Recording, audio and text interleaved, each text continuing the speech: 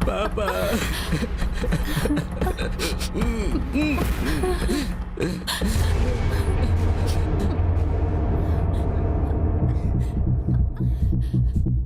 चलो अब रोना धोना बंद करो, बहुत हो गया नाटक। Inspector, mind your language.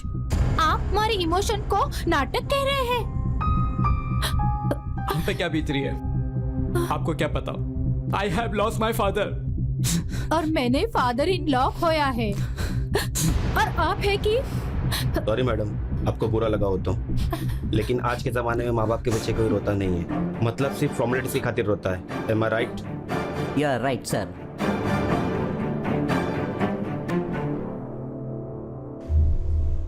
अच्छा ये बताओ, लाश को सबसे पहले किसने देखा? मेरी वाइफ मधु ने। हेलो मैडम, क्या आप बताएंगे आपकी ससुर की लाश आप कब और कैसे देखे? सुबह जब दूध वाला आया तो मैं बेडरूम से ड्राइंग रूम में जा रही थी। मैंने देखा ससुर जी सोए हुए थे। मुझे लगा गहरी नींद में सो रहे होंगे। फिर मैं दूध लेने गई और दूध वाले भैया ने बताया कि वो काफी देर से बेल बजा रहा था और ससुर जी बाहर भी आए थे, लेकिन वो फिर से अंदर चले गए। तब मुझे ध्यान आया कि मुझे आज उठने में लेट हो गया और मैंने दूध लिया। फिर मैं अंदर चली आई। फिर मैंने डैडी जी को देखा, वो बिल्कुल भी नहीं हिले। तब मैंने अमित को आवाज लगाई। हाँ, मैंने पापा की जब नब्ज चेक करी मेरे तो होश उड़ गए। फिर मैंने डॉक्टर को फोन करके बुलाया। डॉक्टर ने बोला ही इज नो मोर। फिर पुलिस स्टेशन कॉल किया मैंने। अच्छा किया। हवलदार, यस सर। लाश को पोस्टमार्टम के लिए भेज दो। Okay sir. ताकि पता चले मौत कब और कैसे हुई है। Okay sir. पोस्टमार्टम रिपोर्ट की इंतजार करने की क्या जरूरत है मिस्टर खान? बॉडी देखकर पता चलता है दिस इज मर्डर केस। मेरे पापा को जहर देके मारा गया है। शांत हो जाओ मिस्टर अमित, तुम तो जानते हो ना हमें कानून के दायरे में रहकर काम करना होता है। तो पोस्टमार्टम रिपोर्ट बहुत जरूरी है। एक दिन का तो सवाल है, कल जैसी पोस्टमार्टम रिपोर्ट मेरे हाथ में आ जाएगी मैं आप दोनों का स्टेटमेंट ले लूंगा। ठीक है? ठीक है, हम आपको कोऑपरेट करेंगे। थैंक्स। अब मैं चलता हूँ, कल मिलेंगे। मोरे, यस सर। बॉडी को पोस्टमार्टम भेजने के बाद पुलिस स्टेशन में आ जाना। Okay sir. चलता हूँ।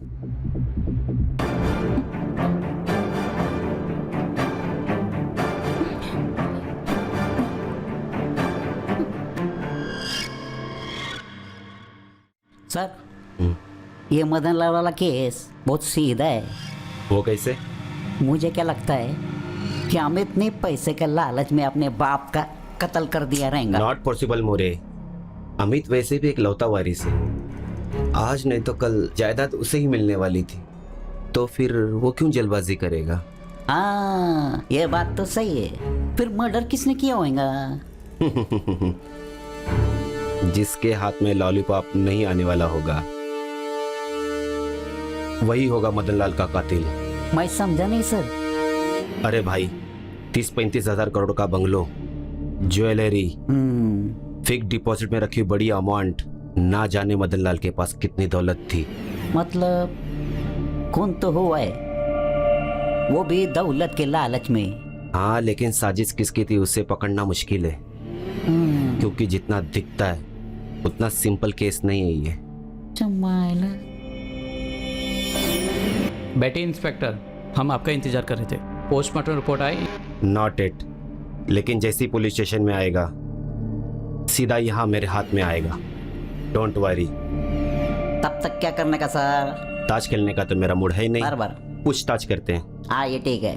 हाँ मिस मधु, आप मेरे साथ अंदर चलिए। मैं तुम्हारे साथ क्यों? वेट, मैं सेपरेटली आपसे कुछ सवाल करना चाहता हूँ, इसके लिए रिक्वेस्ट कर रहा हूँ। आप मेरे साथ अंदर चलिए और मेरे सवालों का जवाब दीजिए। ठीक है, चलिए। ठीक है। चलिए।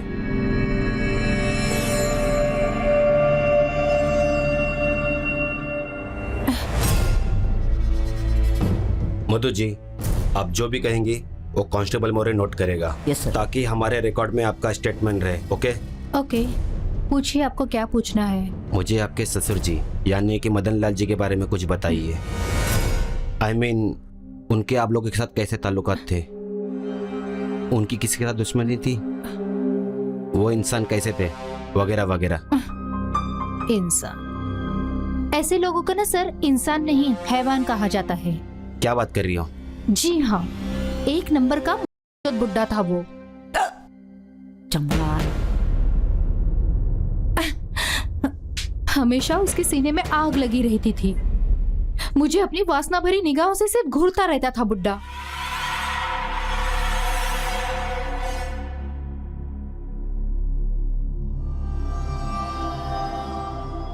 गुड मॉर्निंग डैडी गुड जी। मॉर्निंग मधु।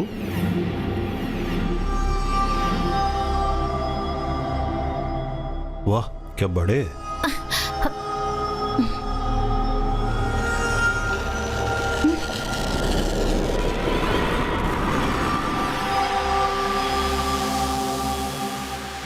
मेरे हस्बैंड अमित रोजाना की तरह सुबह तैयार होके तकरीबन 11 बजे अपने काम पर चले जाते थे। उसके बाद मैं और वो बुढ़ा अकेले घर पर रहते थे और वो हरामी अमित के जाने के बाद ही ऐसी हरकत में आता था। मतलब क्या करता था वो? सर ये पूछिए क्या नहीं करता था वो। सारे दिन मेरे पीछे लगा रहता था, मेरे पिछवाड़े को घूरता रहता था और मौका मिलते ही मेरी बॉडी को टच कर देता था। सर मैं इग्नोर करती थी कि अमित को पता चलेगा तो उसको शॉक लगेगा। इसके अलावा मैं क्या कर सकती थी? और मैं खामोश रहती थी, बर्दाश्त करती थी उसको। फिर धीरे धीरे उसकी हिम्मत बढ़ने लगी। वो चूतिया ये समझने लगा था कि मुझे मजा आ रहा है, इसलिए कभी दोपहर के खाने पर, कभी चाय पर वो मेरी बॉडी को मौका मिलते ही टच करता था। एक्चुअली उसकी ऐसी हरकतों से मुझे भी मजा आने लगा था, इसलिए मैं खामोश रहती थी। लेकिन एक दिन तो लौडू ने कमाल का ड्रामा कर दिया। ड्रामा? हाँ सर, ड्रामा, अनबिलीवेबल ड्रामा।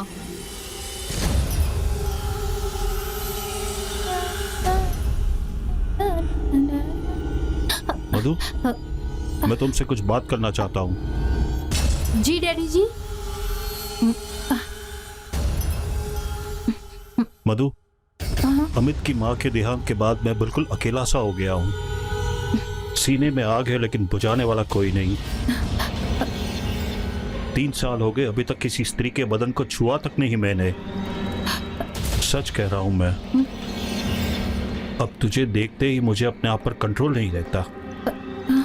सच कह रहा हूं मधु मैं। तेरे गुलाबी होठ, गोरे गोरे गाल, तेरे बड़े बड़े सुडौल दूध, तू जब चलती है तेरे लचकते हुए देख के मेरा सामान खड़ा हो जाता है। दिल करता है तुझे आके पकड़ लूं कस के और तेरा पूरा चूस लूं। मेरा तेरे पिछवाड़े डाल दूं, आग ठंडी हो जाए। माफ करना मधु, मुझे शायद ये सब नहीं कहना चाहिए था, लेकिन क्या करता। तू कुछ उल्टा समझे, इसके पहला मैंने ही सोचा आके माफी मांग लूं।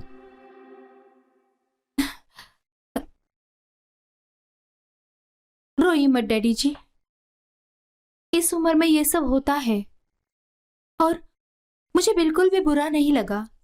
मेरी सारी हमदर्दी आपके साथ है। आप कोशिश कीजिए daddy ji. Excuse me. Hello, inspector Khan speaking.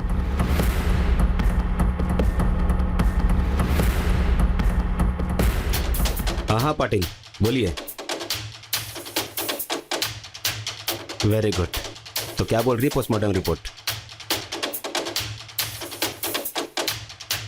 अच्छा, ओके। नहीं नहीं, मैं आके देख लूँगा। थोड़ा ड्रिप में बता दीजिए। हाँ।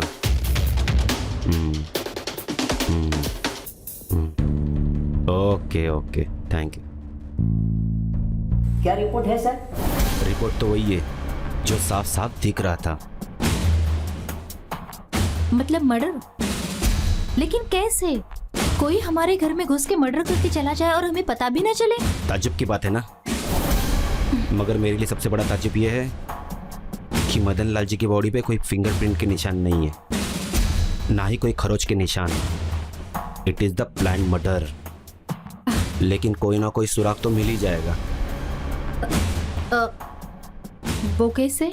सब्र कीजिए, आपको खुद ब खुद पता चल जाएगा। वैसे मैं आपको बता दूं कि खून पोटेशियम साइनाइड से किया गया है। पोटेशियम साइनाइड एक बहुत ही खतरनाक जहर है। फिर तो सुई की मदद से मदन लाल को जहर दिया होगा। एग्जैक्टली इसके लिए तो बॉडी पे कोई निशान नहीं है। हाँ तो मैडम यू कंटिन्यू। और बताओ आपके ससुर जी के कारनामे। बस फिर तब से दोपहर में मदन लाल और रात में अमित लेते थे। और मदन लाल भी कोई कम खिलाड़ी नहीं था। उसके इतने नए नए तरीके आते थे जो अमित को भी नहीं आते थे। बहुत लंबी रेस का घोड़ा था वो। इतनी देर तक सेक्स करता था। और वैसे भी औरत को तो यही चाहिए होता है ना। थोड़े टाइम बाद मुझे उसकी आदत हो गई। कुछ समय तक तो सब कुछ अच्छा चल रहा था, पर एक दिन अमित जल्दी घर आ गए। दरवाजा खुलते ही मुझे भनक लग गई थी कि अमित आ गए, और मैं घबरा गई कि अब क्या करूं, कैसे मदन लाल को अपने बेडरूम से बाहर निकालूं। अमित शूज उतारकर सीधा मेरे पास आने लगे और मैंने चीख कर उन्हें बाहर रुकने के लिए कहा। अमित की बात सुनकर ये मदन लाल बौखला गया, पर अमित अंदर नहीं आया और वो बाहर से ही छुपकर सब कुछ देखने लगे और मदन लाल नंगा ही बाहर भागा। अमित ने उसे ऐसे ही हालत में देख लिया था।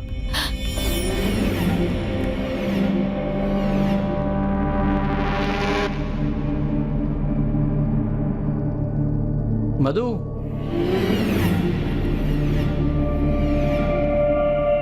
मधु,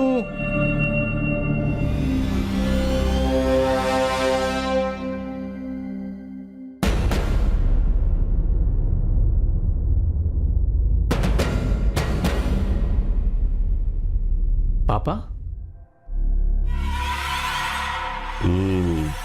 फिर क्या हुआ, बुड्ढा संभला कि नहीं?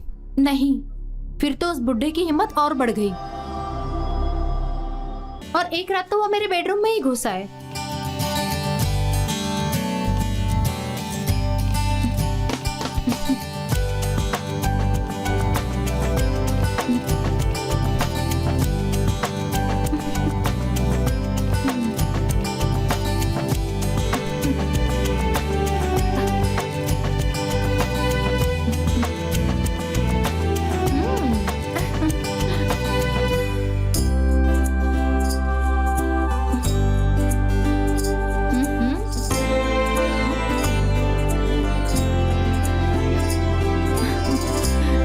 सारी रात बुढ़ा मुझे रोता रहा। बस बस, अब नहीं सुनना मुझे।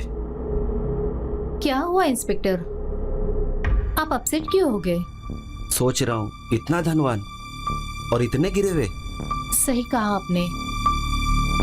जब इंसान के पास बेशुमार दौलत आती है ना, तो उसका दिमाग उल्टा चलने लगता है। इतिहास में देखा है हमने, धन दौलत मन को बहकाने लगते हैं। अच्छे बुरे का विवेक खो देता है इंसान। ठीक वैसे ही हुआ मदन लाल के साथ। आखिर जान गंवा दी ना उसने अपनी।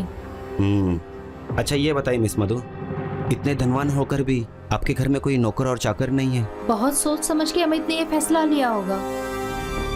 आप खुद सोचिए ना, जो आदमी अपने बहू के साथ रंग रंगलियां मना सकता है, वो किसी नौकरानी को छोड़ेगा क्या? उसके साथ भी अपने संबंध बनाता। और बेहतर ये है कि कोई थर्ड पार्टी हमारे बीच ना आए। ठीक है, थैंक्स फॉर कोऑपरेशन मिसेस मधु।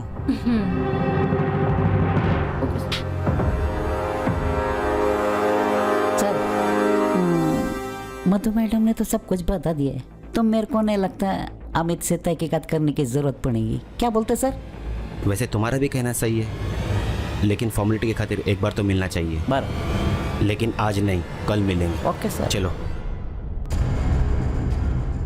हाँ इंस्पेक्टर, पूछिए, क्या पूछना है आपको? आपके घर में रेगुलर आने जाने वाले कौन कौन है? वैसे घर पे आके काम करने वाला तो कोई नहीं है, और मैंने किसी को रखा भी नहीं है। सुबह दूध वाला, पेपर वाला घर के बाहर काम करके चले जाते हैं। मैंने अपने ड्राइवर को कार की चाबी दे रखी है। तो उसको भी घर पे आने की कोई जरूरत नहीं है। अच्छा, तब तो कातिल को पकड़ना मुश्किल है। मेरे को क्या लगता है सर, इसने अपने बाप का कत्ल कर दिया होगा पैसा अपने कब्जे में करने के लिए जल्दी जल्दी। मोरे, अपना काम करो, यहाँ टांग मत अड़ाओ। Sorry sir. हाँ तो मिस्टर अमित, आपको किस पे डाउट है क्या? डैडी का कोई दुश्मन, किसी के साथ में मन मुटाव? उनकी जान का दुश्मन तो वो तो घर में ही है मेरे। ऐसा मधु जी ने तो कुछ कहा नहीं। वो कैसे कहेगी? उस पे भरोसा मत करना, एक नंबर की झूठी है। उसी ने मेरे पापा का खून किया है। ये आप कैसे कह सकते हैं? पापा ने मुझे पहले ही बता दिया था कि मधु एक जहरीली नागिन है जो हमारे घर पर आकर बैठी है। मैं उसके रूप के जाल में अंधा हो गया था। वो मेरे से शादी करके प्रॉपर्टी की सबसे पहले दावेदार बनना चाहती थी, इसलिए उसने मुझे अपने जाल में फंसा लिया। पापा ने यह भी कहा था, तू सावधान रहना। ओहो, अब सारा खेल समझ में आया। और कुछ दिन बाद पापा की हत्या ठीक है हो गई। Mister Amit, no more questions. कल आपके पिताजी का कातिल आपके सामने होगा। Good day. मिस्टर अमित, तुम्हारे पापा का कातिल मिल गया है। क्या? कौन है वो और कहाँ है? यही मेरे नजरों के सामने, और वो कोई नहीं, आपकी बीवी मधु है। क्या बकवास कर रहा है माधव? मैंने मर्डर किया उस बुढ़े का? जबान संभाल के मिस मधु, गाली बोलने से सच नहीं बदलेगा। सीधी तेरा कबूल करती हो या गवाहों को बुलाऊं? गवाह? यस मिस्टर अमित, आपके बीवी ने आपके दूध वाले भैया को 50,000 की सुपारी दी थी और वो मान भी गया था। मर्डर की सुबह वो एक हत्यारे को साथ में लाया, जिसे मधु ने मदन लाल जी के रूम तक पहुंचाया।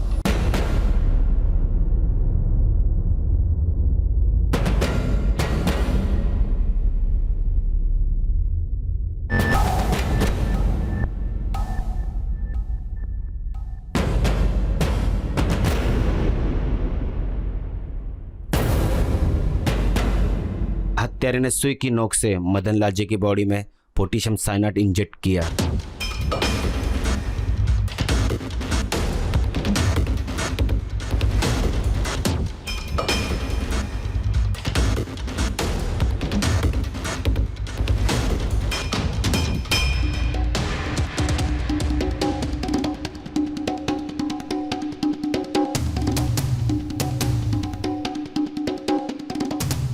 बस खेल खत्म। फिर लाश को दोनों ने उठाकर हाल में रख दी। Rest you know. ये झूठ बोल रहा है, मनगढ़ंत कहानियां बना रहा है। अमित, तो मेरा विश्वास करो, इंस्पेक्टर झूठा है। अच्छा मोरे, सुखीराम को अंदर लेके आ। चले चल जाइले।